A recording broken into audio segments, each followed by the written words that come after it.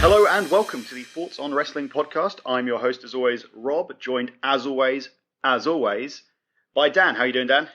I'm very tired. This weekend's finally caught up to me. The weekend's finally caught up with him. Don't worry, Dan. We've only got Raw this evening, which is going to be absolutely mental. The crowd will be. I hope the so. show itself might not be. I hope so, because I think a rebellion needs to happen. As long as we don't end up with the arsehole crowd that was last year, that we were kind of a part of. Yeah. Where they just went out, they were in for themselves rather than making the wrestling better or shitting on the wrestling deservedly. They were kind of just being assholes with the whole "We Are Awesome" chant. Not a fan of that chant. If you chant that, stop it. You're a knob. Exactly. However, we're not here to talk about Raw. We're here to talk about Wrestlemania 32, which was last night, live from the AT&T Stadium in Dallas, Texas. Big old whopper crowd attended. Not quite as big as WWE say, but still very impressive nonetheless. Shall we talk about the pre-show? Oh, sorry, the pre-show. Do you mean the pre-show we didn't see? Oh, I'd completely forgotten, Dan. Okay, let me get this out of the way. AT&T Stadium. I hope someone, if the 5 listeners we have here, one of you either works at AT&T Stadium or knows AT&T Stadium, for the love of God, tell them to sort their shit out, because last night we had the most disastrous queuing nightmare ever. Scenario.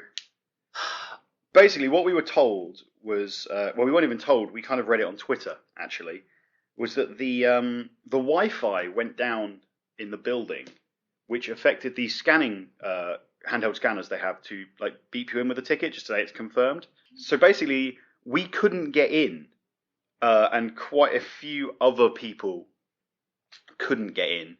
We queued outside for maybe 2.5 hours. Well, the doors were meant to open at 3:30, and we were queuing from at least 2:45, if not slightly sooner.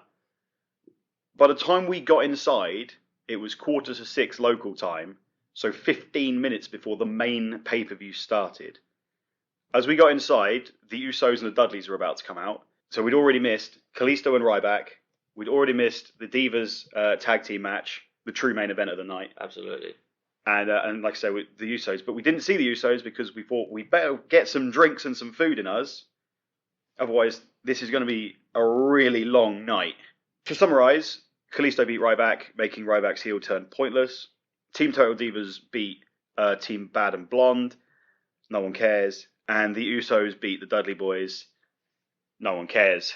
I feel like we stayed far enough away from a truly angry rant because we were very annoyed yesterday about not being able to get in. Yeah, that's probably the worst experience I've had at any event. To miss the entire pre-show is quite ridiculous, to be honest.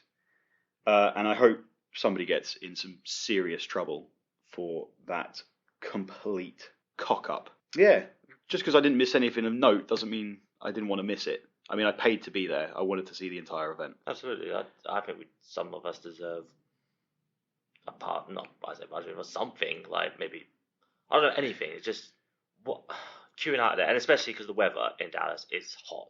It was hot as hell out there.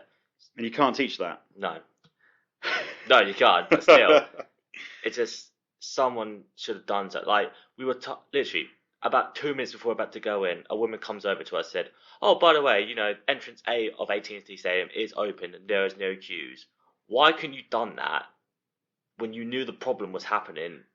Yeah, we're like 10 people away from getting in at this point, and she comes up to the front of the queue and shouts that to everyone. It's like, we should be telling that to the back of the queue, really. Or to say that. It was stupid. Anyway, let's move on to the main show, because let's be honest, that's all that anyone really cares about. Intercontinental Championship ladder match kicks off the show for the second year in a row, and it was a pretty good match, to be honest. It was exactly what I expected. It was a good ladder match. Some great spots. A couple that come to mind. Both involve Sami Zayn. Him diving through the ladder and then immediately doing his through the turnbuckle DDT onto Owens moments later. That was cool. He's got bad luck now, hasn't he? Does that count? He's already got bad luck because he's on the main roster. Yeah, but this is going to make it worse. If anything, that'll counter it out. This is like Jeff Hardy, who went into drugs. Of that. You think Sami Zayn's going to go into drugs because he jumped through a ladder? Maybe. I don't think Jeff Hardy. If that turns out to be a true prediction, you heard it here first. So there you go. Other cool spots were Sami Zayn again with that suplex, that brutal suplex towards the end of the match on Kevin Owens, which he just did not move from. Sin Cara, amazingly, the one Lucha Dragon on the main show, dove through Stardust. Didn't botch anything. He didn't botch anything. He did a fantastic springboard flip as well to the outside. Stardust had his the polka dot ladder in memory of Dusty, which was awesome, and it was a good solid opener. The crowd were into it. It was a good time. Of course, the twist at the end is Zack Ryder won. Now, I'd heard rumours about this. I didn't believe them. Zack Ryder. Many would argue he was not even meant to be on the main event. He wasn't. Well, apparently he replaced Neville at last minute. Well, that is probably true, but for him to go from not on the show to on the show at all, which was a miracle, to champion, I mean, fair play. Hopefully this is actually hopefully they've got plans for him. They won't. Even if they are like late notice plans. I'm telling you now, he's losing the title tonight. Oh, you think he's going to lose the title tonight?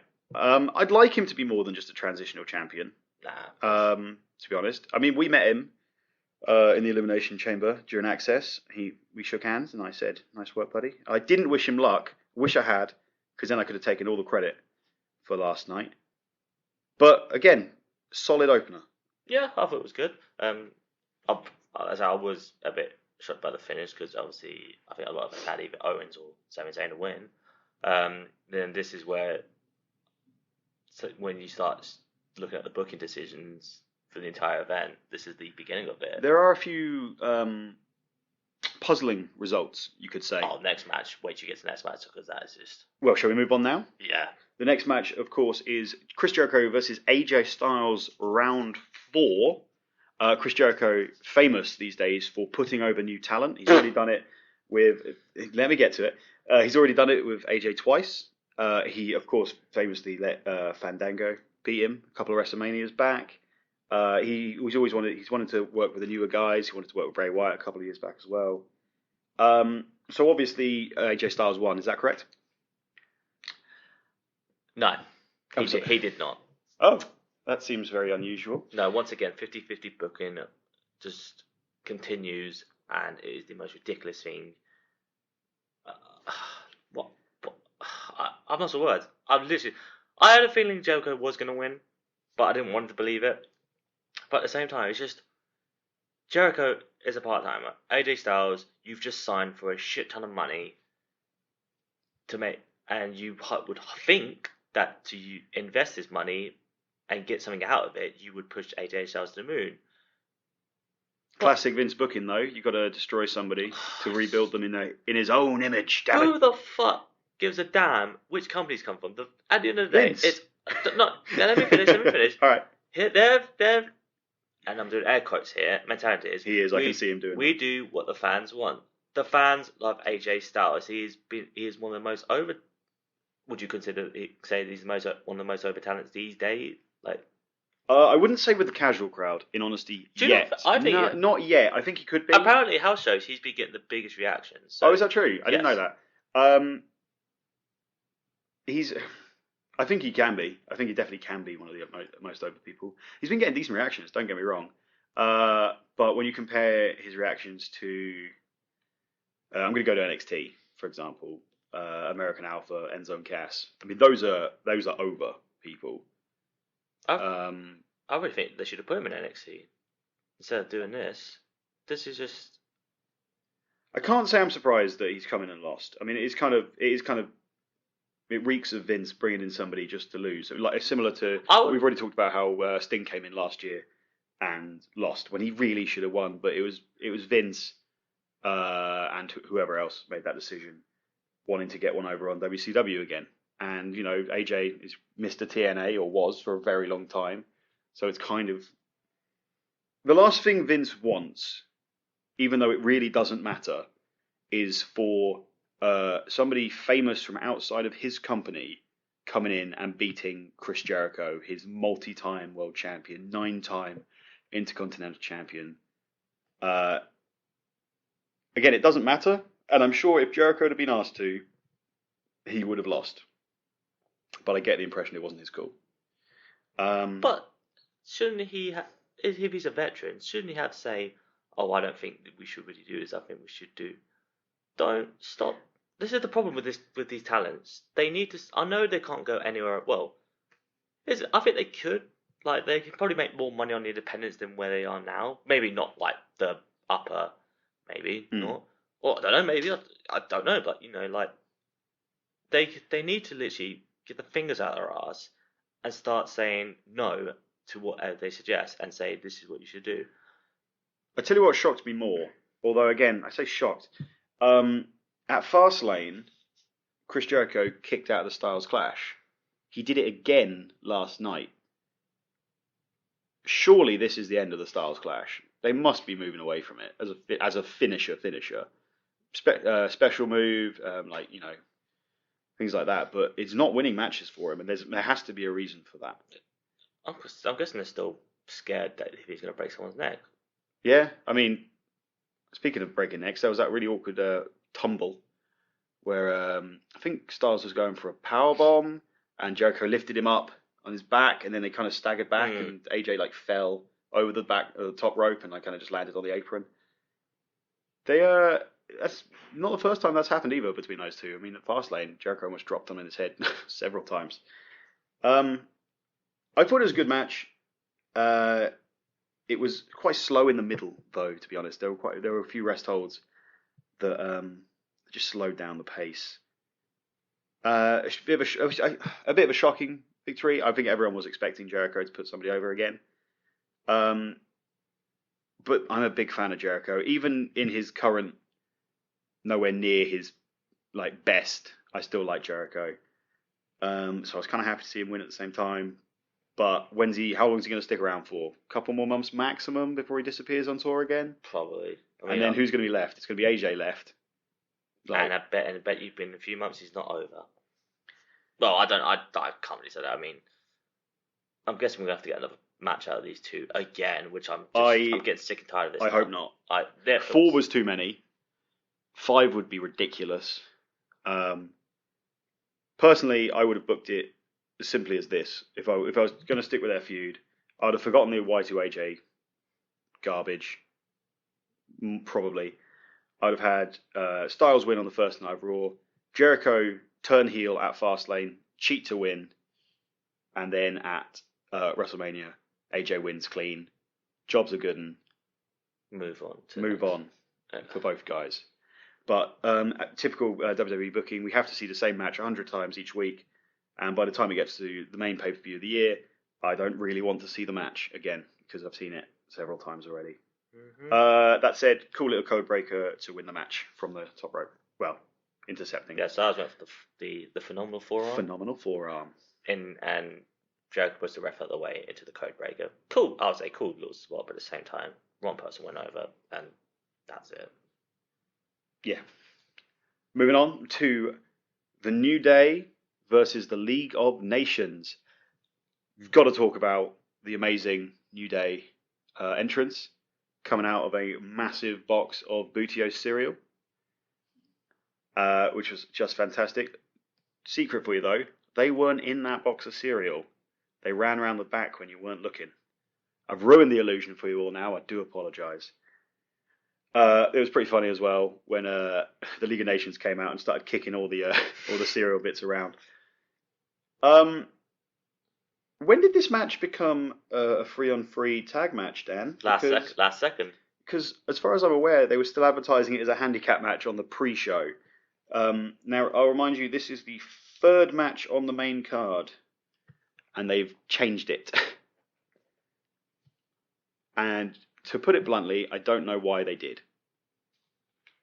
There was no real reason. They could have got the same result. The League of Nations won after interference from King Barrett. I want to call him Bad News Barrett. But King Barrett got the bullhammer in. Sheamus, I believe, got the bro kick in, and 1, 2, 3, the match is done. Surely they could have done something similar, just a numbers game, catching up on the New Day. And at the end of the day, if you lose a 4-on-3 handicap match, it's not really a big deal. You lose a 3-on-3 with some interference, it kind of looks a bit slightly stupider. After the match, we get a big old nostalgia pop though. League of Nations are cutting a promo saying how they're the best team ever, effectively. The best lads ever. Lads. And who comes out? HBK, Foley, and Stone Cold Steve Austin. Now, Rob, explain to me how you didn't like this, because I'm going to ask you the same question later on. Now, I was incredibly sour during this segment. I'm not going to lie. I basically feel that current day talent, as lowly as you may think the League of Nations, but you've got 2 world champions in there, and you've got Barrett, 5-time Intercontinental Champion. You've got Rusev, who was undefeated this time last year, and they get basically jobbed out, squashed for a quick nostalgia pop by 3 long retired wrestlers. Now, before you think I'm just hating on, I wore a Stone Cold Steve Austin t-shirt to WrestleMania yesterday, so I'm not some flipping anti-Stone Cold mark. I'm not an anti-HBK guy. I just want there to be more protection for the current stars, because you can't build new stars if you're constantly shitting on them. Even New Day got shat on a little bit, even though that was more of a comedy bit, with Xavier Woods getting the stunner afterwards. I feel like there's a better use for these legends than to poop all over their news. Basically, Foley, HBK, and Austin basically just shat on 7 guys. To be honest, I didn't have one issue with this, even though I just ranted previously about how an old timer didn't put over a new guy. Only because Steve Austin is just one of the greatest of all time. Shawn Michaels, one of the greatest of all time. Foley, one of the greatest of all time. It was fun to see him again come out. Now, I am fully aware I will be in the minority for that. However, I mean, like I said, Vince has done his job right. I don't care about the League of Nations. Why the hell should I? So I didn't have an issue with it. Because they're the lads. Well, they are lads, of course. They're the lads. At the same time, he's done his job right. And they do the spinny overhead spin, with like Del Rio does, and they go, "Whoa, we're the lads." Come on, guys. If that's not enough reason to care about them, I don't know what is. Yeah, like I said, Vince has done his job right. He only wants 2 people to care about: John Cena and Roman Reigns. No one else gives a damn. I have no problem with this, to be honest, because the League of Nations, Wade Barrett's leaving soon, so why not? Who cares anymore? But one of the reasons he's leaving has to surely be the fact that he keeps getting poorly booked. What surprised me? So this is just proving a point, if anything. We're going to come back to this topic, however, later on. I'm sure most of you already know what I'm talking about, but we'll stick with chronological order for now. Having said that, I'm aware I'm in the minority for that, and the crowd, other than me apparently, absolutely loved it. Yeah.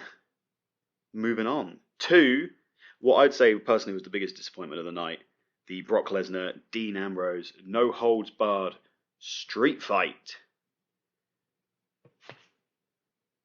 I don't like current. I don't want to say PG, but it is. It's part of the problem. You can't have PG street fights. Basically, what they've become is kendo sticks and chairs, and that's it. I sort of disagree. You can, but this one was just not as.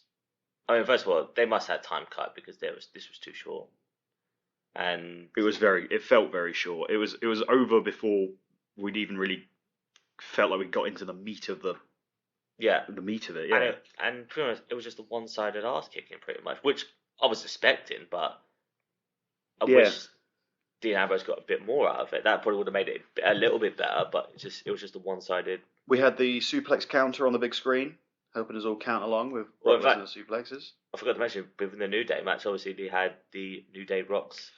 Yes, of course. WWE started filtering in what they wanted the crowd to chant. Not particularly subtly either. They basically put, if you know the AT&T Stadium, I'm sure you've seen it from the wide shots and stuff. They have a humongous screen above the ring. normally above the playing field. And during the New Day match, they had a graphic saying, "Hey, we want some New Day." And during this one, they had it's a simple. You can't complain about this one. Yeah, it's a suplex counter, literally just the number 10, 11, 12. Which got the great when the 10 came. I think half the crowd started doing Tyler and just perfect change up, which I got a kick out of. That was good. And then I'll probably forget to mention it, but during the Divas match, the women's match, sorry, while Charlotte had Becky in the figure 8, they started having woos come up on the big screen. But Charlotte's a heel, that's what I don't get. Which was bizarre. She was the only person, as far as I noticed, to get a crowd chant prompt, and she was the baddie. Moving back to Lesnar Ambrose, though,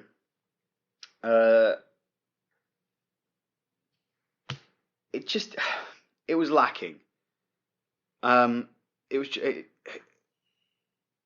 It didn't have the it factor that I wanted. It didn't get it didn't do the job of getting Ambrose over, even though he already is. But it didn't get the job. Like the job was, in my opinion, was to just get him over as just indestructible. I can take a beating, and I'm going to keep getting up. I mean, he lost after one F5, for example. Last year, Reigns kicked out of 3, maybe 4. Got to keep him strong. Undertaker kicks out of like 85 of them a match. Ambrose didn't use any of his special gimmick weapons he was given. He didn't use the barbed wire baseball bat. He didn't use the chainsaw. Although how they were ever going to thinking of putting that one in the match in the first place, I don't know. They're basically promising things they couldn't deliver. What I'd have loved to have seen was Dean Ambrose just get annihilated, but keep getting up.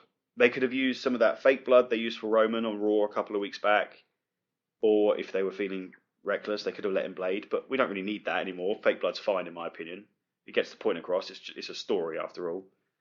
And what I was really looking for, we mentioned this earlier when we were having lunch, Dan, is I was looking for a kind of Jeff Hardy Undertaker ladder match moment from Raw all those years ago, where after Jeff Hardy lost, he called the Undertaker back saying, "Hey, you haven't finished the job. I'm still standing."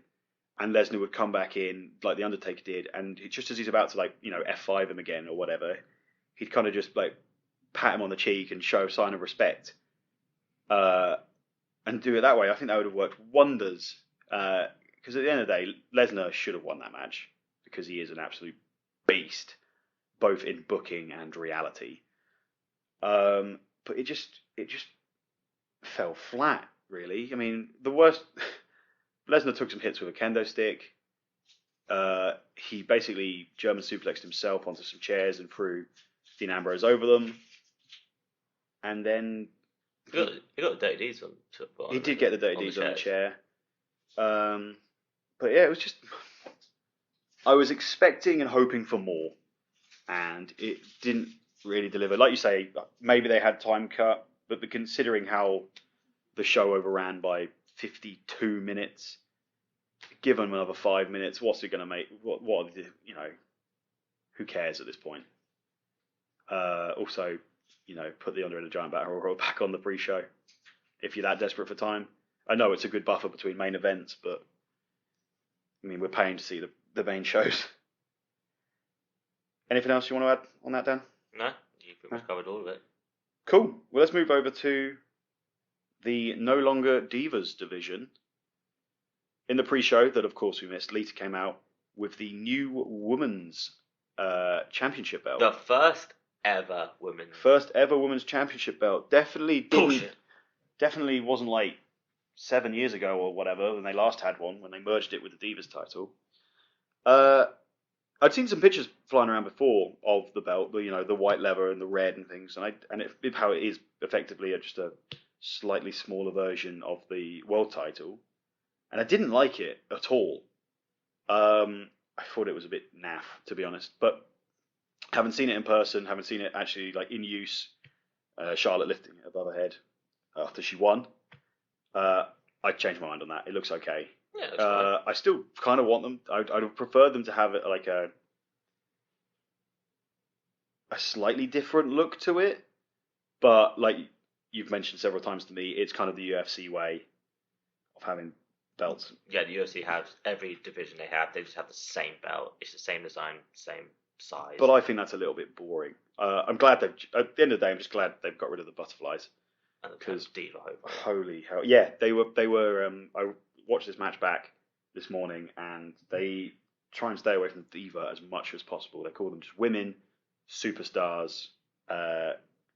Just stay away, which is quite hilarious considering the other, obviously, ladies match on the card was Team Total Divas versus Bad and Blonde. So they've got to change the names to show to Total Women now. Total Women. That's what they. Yeah, they're doing the copyright stuff for that already. So it'll be interesting to see how that was. I'm really glad they got a decent amount of time. This was always going to be the moment if they were going to take it or not. It was down to them almost, but I'm glad they were given time. It was a good match. There were some pretty good spots. Becky Lynch dove to the outside and took out Ric Flair, which was pretty funny. Sasha Banks did a frog splash while Charlotte had the figure of four locked in, and she basically frog splashed the legs of both women to do damage to both of them, which was pretty smart. She was dressed she had long tights on, and she was dressed in a way that Eddie Guerrero did back when he won the title from Brock Lesnar at No Way Out all of those years ago, which was the match, as I'm sure you know, Dan, it was the match that got her into wrestling in the first place. So that was nice. The less we say about Snoop Dogg, the better. Yeah, it was a good match. It was not the greatest match you've ever seen. I've seen better women's matches between. The one we're always going to go to is the NXT, the two back-to-backs between Sasha Banks and Bayley, both at Brooklyn, and then the Iron Woman match. I'd say both of those are better than this match, but this was a world stage. We're making them women again instead of the really disgusting term divas. And it was good. It went well. They didn't botch anything. They didn't fuck up. A little bit annoyed that Ric Flair was once again involved in the decision. But at the end of the day, I did expect Charlotte to win because it's kind of traditional booking. If it's two faces versus a heel, the heel tends to squirm away with the victory.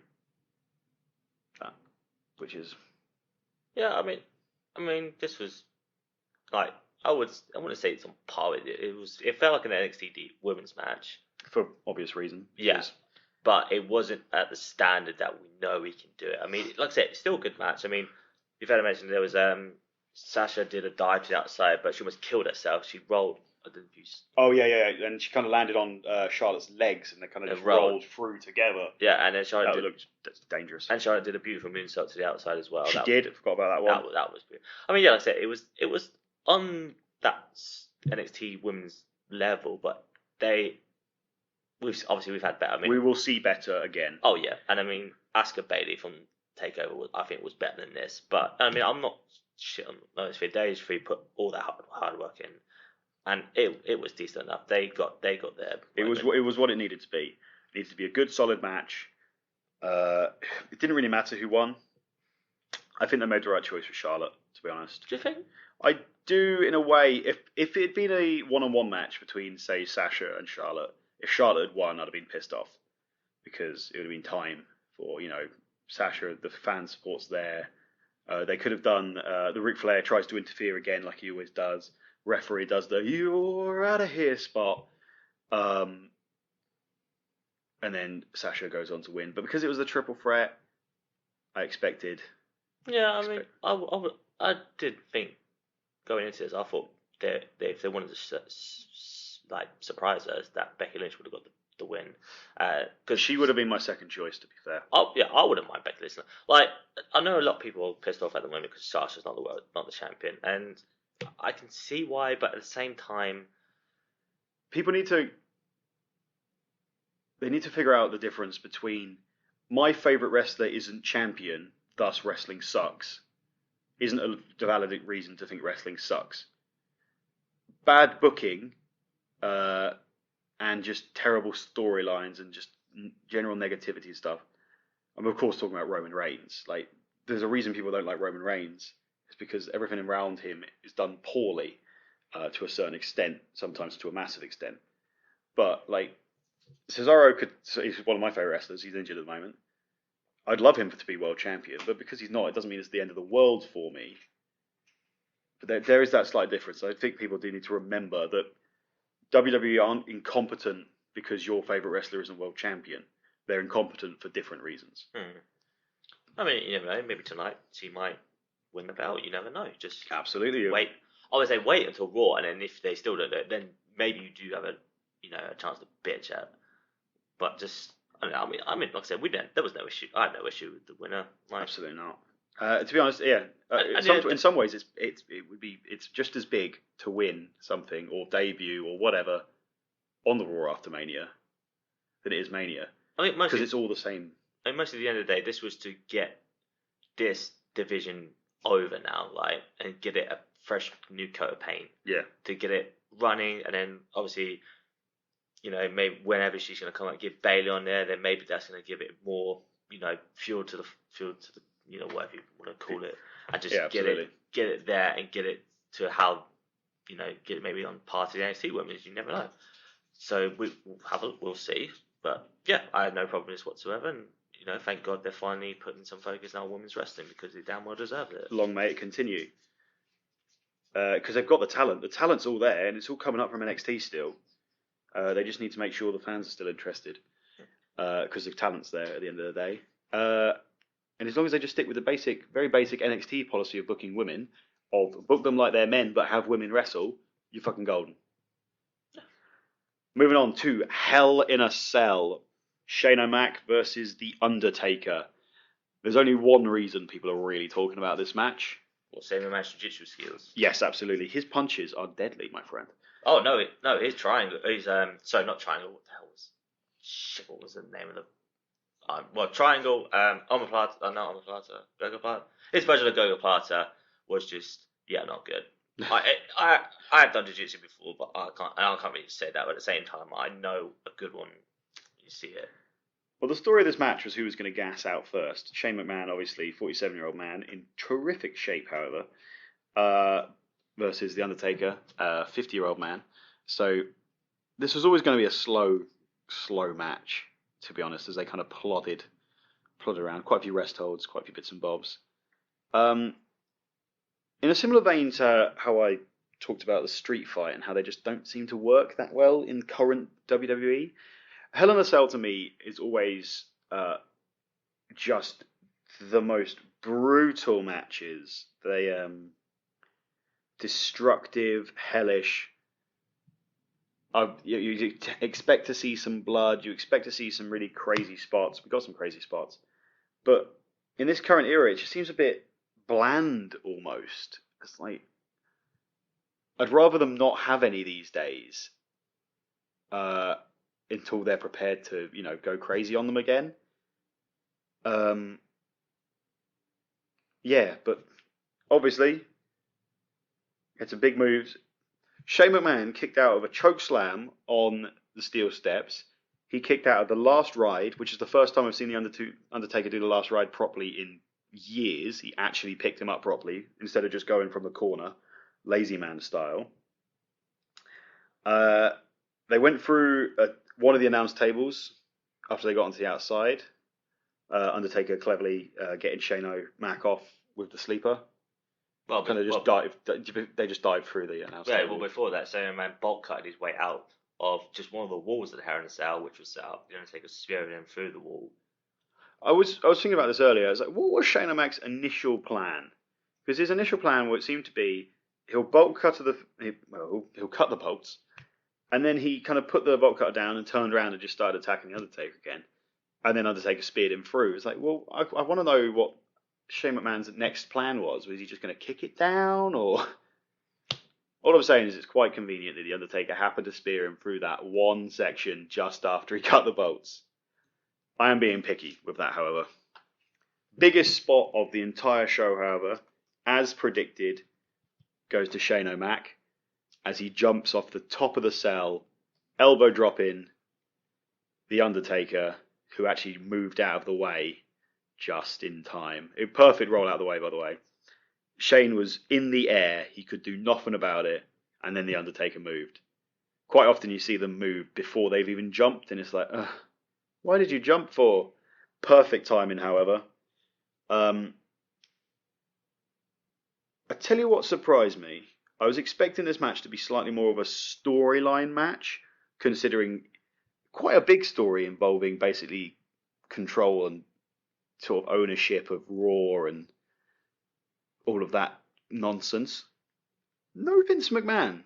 I would have really expected Vince McMahon at some point to come out, distract Shane, interfere, pull the referee off during a count, something. But he doesn't show up at all. And considering his company is effectively on the line, He's got some great faith in The Undertaker. yeah, absolutely. It just it surprised me as well. I was expecting slightly more of a storyline match rather than just it was a straight up match. To be fair, you got a little bit of show of respect from the Undertaker just before he tombstone Shane, and Shane lost.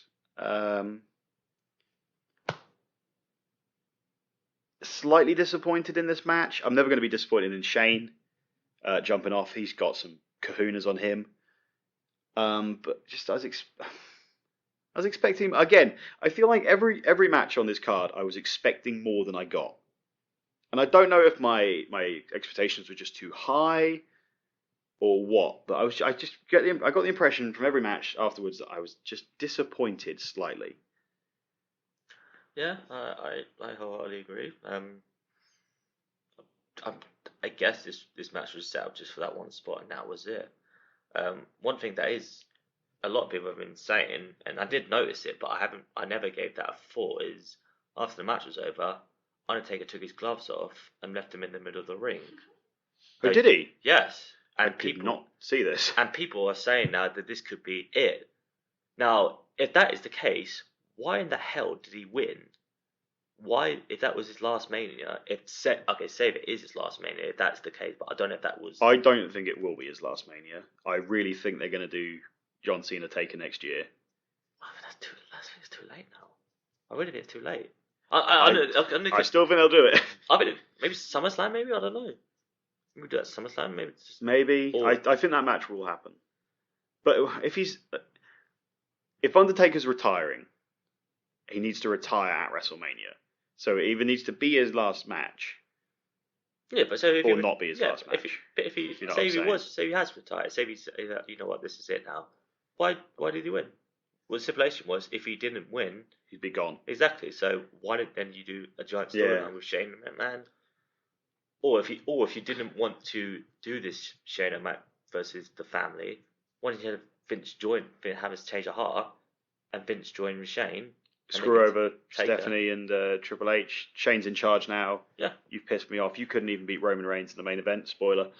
Something like that. Yeah, I was expecting more. This entire storyline after the opening where Shane came back, which got the greatest reaction probably of the year. It's been downhill. I wanted more, and I'm not sure if it's my fault or their fault, to be honest. Anything else, Dan? No, that was it. You know, I'm glad I saw Hell in a Cell live. That's all I can say. Yeah, that's very true. My first Hell in a Cell match that I've ever seen live. And I doubt it's going to be a long time since somebody goes off the top of it again. So. Oh yeah. Yeah. Andre the Giant Battle Royal. Couple of surprise entries in this match. Tatanka. Oddly, Diamond Dallas Page, Shaq, and Dan's boy, Baron Corbin. Baron Corbin just. Now I'm pissed off he didn't get an entrance. It just came out with the jobbers, but. Yeah, it was a bit weird. You thought if Corbin won, I think to be honest we can skip to that part because other than Shaq and Big Show having a stare down, and Shaq eliminating Damien Mizdow, and the rest of it was pretty. Who cares? The main talking point is the fact that Corbin won. So with that in mind, the fact that he didn't get an entrance, it's like, welcome to the world stage. This jobber won. Yeah.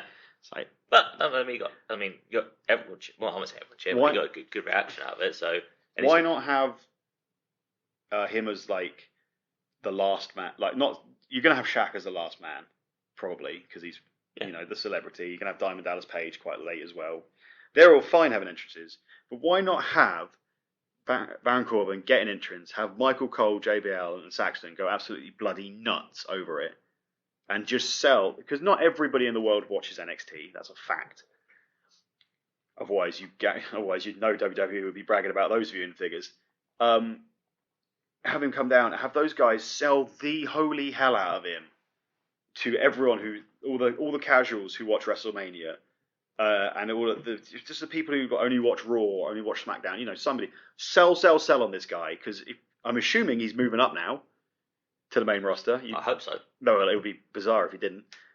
But I feel like I haven't watched this match back, in fairness, so they might have sold the hell out of him anyway. But personally, I would have started it with an entrance, surprise. Holy hell, it's Baron Corbin from NXT. They did well. I saw bits. I've watched bits of it back, like just what ones I want to see, and I saw them when they did the entrance for all the guys, and they said, "Oh, and here's Baron Corbin. He's representing NXT," and that was it. Yeah, that's not good enough. No, that's not how you create stars, Vince. That's not how you do it. And to be honest, I'm no genius about how to create stars. I don't work in the business. I'm just a fan. But if I can tell you doing something wrong, then you're probably doing something wrong. Anyway, Corbin wins. Fantastic. My boys Connor and Victor of the Ascension don't do anything, as always. Sad times. The Rock comes out for a typically long The Rock at WrestleMania promo. I think this is where we all realised that this show's going to be fucking long. Oh yeah, by the time this promo ended, it was already. I mean, the show should have finished. This The Rock came out, I think roughly from the top of my head, at about 25 past the hour, which would be 25 past 3 a.m. in the UK. And I think before he even got in the ring, it had been 10 minutes. Because he does his typical Rock on the ramp thing, going saluting the crowd, and not saluting, but waving at the crowd and all that. Then he gets a flamethrower. Then he sets the Rock sign on fire for some reason. And then he starts cutting quite a long promo in typical Rock fashion, like I say. It was 25 to 10 our time, so 25 to 10. So what is that, when he first came out? Yeah.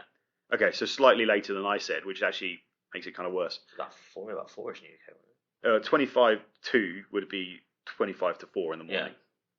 Yeah. AM. Thank God I wasn't in the UK watching this event. I'd have been crying my eyes out. I've been so tired. The Rock comes out. He's basically there to announce the kayfabe attendance record, which is over 101,000 people. Not quite sure why WWE continue to have fake attendance records when the actual attendance is, well, we've heard slightly different ones, but Dave Meltzer is saying roughly 95,000. So they've actually beaten both their actual record and their kayfabe record, their previous former kayfabe record. Yeah, and 95,000 people attending WrestleMania is amazing. And it was virtually packed. Like, I was looking around at one point. From my angle, I could only see a couple of empty seats. Here and there, yeah. Yeah, here and there. Nothing major. So that's insanely impressive. But why lie about it? That's their business. Whatever. We all know it's not real. So I don't know why we all know wrestling's not real either. They'll hear them brag about it, all the time. Oh yeah, they'll brag about it for years to come now. So in a way, this was the biggest WrestleMania of all time. You can't deny it. They can go with that as long as they want. We can't deny it. Bray Wyatt comes out to interrupt.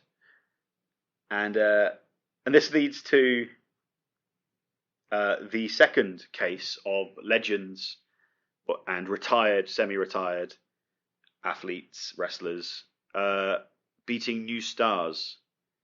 As Dan alluded to earlier, you'd think I'd have a problem with this, but much like Dan didn't with Stone Cold, I don't with The Rock.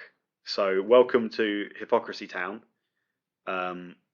My point does still stand about how they really shouldn't be shitting on their current stars. They need to build them up and build them up. But maybe I'm just such a big mark for The Rock that I just don't care. It does lead to the new shortest WrestleMania match. The Rock actually came dressed to compete. He ripped off his trousers, revealing he was wearing his little tights, not tight, his tight whities, as they were. And he beat Eric Rowan in 6 seconds after a rock bottom, which means, Dan, I've now officially seen The Rock wrestle. Same here. So that's kind of cool. After that, obviously, we're going to go for a standard Wyatt beatdown. And who comes out to save The Rock? It wasn't Sting, like some guy in the crowd said to me. Did he? I didn't. Mm-hmm. It wasn't Cesaro. It was obviously John Cena. He got quite a decent reaction from our section of the crowd. Yeah. Unlike at the Hall of Fame, where he got booed big time. And probably later on tonight, he's going to get slaughtered. Yeah, absolutely. But he got a pretty decent reaction. Him and The Rock can, chase them off, blah, blah, blah, people's elbow, etc., etc. Everyone's a winner. Except for the timekeeping, because it's now past, it'd be past 10 p.m. local time, past 4 a.m. UK time. And our friends from the UK who were watching it live in a London pub were messaging us at this point going, oh my God, when is this going to end? Which, for the biggest show of all the year, to be receiving messages about that when it's still going probably means you're doing something slightly wrong with your pacing. I've just realised then. So this was supposed to go all 7 hours, 4 hours in the main show, 2 hours for pre-show, and then there was supposed to be a post-game show. Would the post-game show ever go ahead, or did that get replaced by the final hour? What was meant to be the post? So this was post-game was just like a wrap-up with like probably Renee Young or something like that. And just saying, oh, this happened. Maybe some interviews, some guys who won, maybe lost. Oh, was there meant to be that as well? Yeah. Well, I can tell you they did not have anybody on the pre-show set when we walked past it on our way out. Yeah, good point. They may have been doing some backstage interviews. I've seen them on YouTube, but I want to know if fallout, as it were, for the YouTube show. So I'm guessing that post-show must have been replaced by the final hour of Mania. So yeah, they probably just went straight into the Edge and Christian show or something afterwards. Yeah, so something equally shit. And so we get to your main event for the evening. Oh my God. Roman Reigns versus Triple H. Triple H is the de facto face in this match, even though he's meant to be the heel, because everybody boos Roman Reigns. I was watching this back earlier, and the second Roman Reigns' music hits, the microphones picking up the crowd suddenly get a lot quieter. A lot quieter. Like, you can almost hear them twisting the knob to make it lower. Now, he's watched this after it's aired live, and apparently even the live feed of the show, they've actually do turn down the mics as well. Absolutely. Apparently, some chants do get through. Ole, Nakamura, and Bailey, I think, still got through, according to our English friends. But just instantly, it's just... Vince, it's not working. Roman Reigns, as your face, is not working. 2 years in a row, he has been booed out of the building, effectively. And yet, you're still pushing this guy as your number one face. And what's worse, again, is Triple H, once again, has completed the trilogy of being in the main event of when he shouldn't be. WrestleMania 18, because he went up against Hogan and Rock, and the crowd were restless. WrestleMania 25, when Michaels and Taker were there, he and Orton had it was dead. Yeah. And now, and again, like this was just... There's a point where you know it's boring, where you look to your left, up all the way in the cheap seats, and there was fans being so rowdy and doing the wave. Yeah, we saw a couple of and boring chants coming, and you know that this is match boy, and this was just no one gave a damn really. Like it was just people booed Roman Reigns, and then when he got in the ring and when the bell rang, it was just I wouldn't say silent, but there was still boos and cheers, but it wasn't as loud as it was a lot deader, the crowd, during, because we all knew it was going to happen. We were just waiting for the inevitable. There was only one moment where the crowd properly picked up for Reigns, and that's when he speared Stephanie. And then after that, we just went back to booing. It was slow. It was dull. So you had mentioned it earlier that they probably made it that boring so they wouldn't boo Roman Reigns. Yeah, I made a joke in one of our chats that the reason why the show went on so long is because they were trying to tire out the crowd so they couldn't boo Roman Reigns. Yeah, honestly, that wouldn't surprise me, to be honest. One of the problems is Triple H likes to have these really slow, methodical matches, and that is the exact opposite of what the crowd needed at the time, because we were tired. We were about to watch somebody win who we didn't want to win, and it was just... What we needed was a swerve like last year. To be honest, we needed. We couldn't obviously have a cash in this year, but we needed an equivalent. We needed Rollins to interfere. We needed anybody, just anybody, or a Roman Reigns turns heel. If The Rock hadn't already been used, I would have thought The Rock would come out, help Roman Reigns win after, like, say, Stephanie's hit him with a chair, or something, interference. And then after winning the match, The Rock comes back in to celebrate. Boos happen, but The Rock gets cheered. Say if they can get that, so that they have like a boo yay spot where Reigns lifts the title, boo, and The Rock's in the corner, standing up in the corner. He does his arm bit, and the crowd would go, yeah. If they could have orchestrated that to the point where Reigns is getting visibly like pissed off that the Rock's effectively stealing his spotlight, hits him with a spear, just turn heel that way. But instead, we just got WWE sticking with their guns. Roman Reigns staying in his face. People, I'm assuming most of the audience were like me, because on the when I watched it back, his win is met by cheers.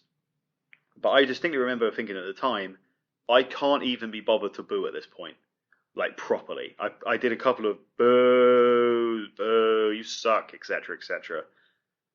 But most of the crowd were clearly like me. We'd given up, we'd lost interest, and we just didn't want to be watching it. I think we were already on our way up the stairs before he left the ring to go and, because he grabbed his daughter to celebrate with her. We were already outside the building by that point. Did they end, I haven't watched it when I watched back. Did it end it quickly though? How long before after he wins the title? I'm not gonna lie, I turned it off when I was rewatching it the second he won the title. Apparently I've heard that they give him, obviously they did the pyro, and I think they switch off immediately after that. Yeah. So but I mean, it wouldn't surprise me. I mean, after when he spears Stephanie, he does get a good reaction. It's not the best reaction, but he does get an okay reaction. It's a mixture of man on woman violence, absolutely fine, by the way. Yeah, well, apparently, but obviously Stephanie McMahon, everyone hates her, so yeah. Well, we also failed to mention the Triple H entrance where she spread out a nice little propaganda speech how all hope is gone with this. Oh yeah, that was very ironic. They were kind of trying to set it up as if Roman Reigns was like the savior of all of us, and we all had miserable lives, and it was just very ironic that Roman Reigns isn't our savior, and they're saying you're going to be stuck with this forever and all of that. I'm paraphrasing because I can't remember the speech off the top of my head, but it was just reeking of Roman Reigns is going to win and fuck you. It's basically how I interpreted it, which sucked. See, I'm not surprised after Roman Reigns won on the giant screen and they put a big middle finger up there to say, fuck you. They should have just had that gif of Vince McMahon laughing. Yeah. Because he does what he wants. At the end of the day, Vince, when he's looking at the figures, this WrestleMania grossed $17+ million, which is roughly $5 million more than last year. They got 95,000 people in that building. I don't know how they. The weird one is they've given it away for free on the network, but they're going to have pay-per-view buys. They had, I think today, numbers coming. They've got 1.86 million subscribers. 1.86. See, as far as Vince is concerned, But how many? But let's say how many of that is free subscribers? Right, exactly. They do occasionally release paid subscribers numbers as well. I think in tandem. There was somewhere, but I can't remember the exact. I think it was like it doesn't matter. Maybe 1.5. My point though is that, as far as Vince is concerned, his business is booming still, despite the fact we hate the fucking product. And the ratings are down. Yeah, he's like, oh, the ratings may be down on TV by like 30% from like 2 years ago, but everyone's watching it on YouTube, and so he's apparently fine with that. This isn't the time to go into a rant about how to fix WWE. I have got several ideas. You can actually read some of them if you go onto thoughtsandeverything.co.uk. Cheap plug. And you can listen to other podcasts we've done there, and just other predictions, reviews of all sorts. Dan and I both wrote in there. End of the day, though, now that I'm out of my cheap plug territory, end of the day, WrestleMania was a good show, which should have been great, with a poor main event. And unfortunately, we live in a day and age where, actually, to be fair, it's always been this way. A good main event can lift any average show up to the rafters. Or a bad main event, like we got, can just squash it all down.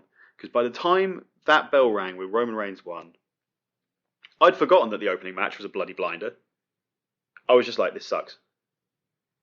And it's always been that way, because I think about back in the old Hogan days, the first couple of WrestleManias, when they were all one match shows.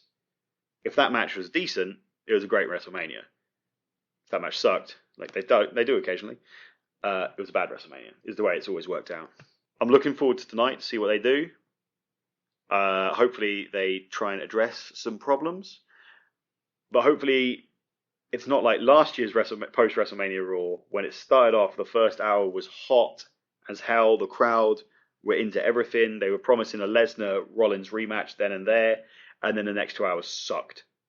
And by the time the show went off the air, we were all bored stiff. Not even live, just on TV as well, when all the announcers got taken out. Well, they had, like, Byron Stats and Jericho, on their sales was not strong, and everything else they presented was not strong. I'm just hoping that, obviously, there's been a few rumors of call-ups tonight. Yeah.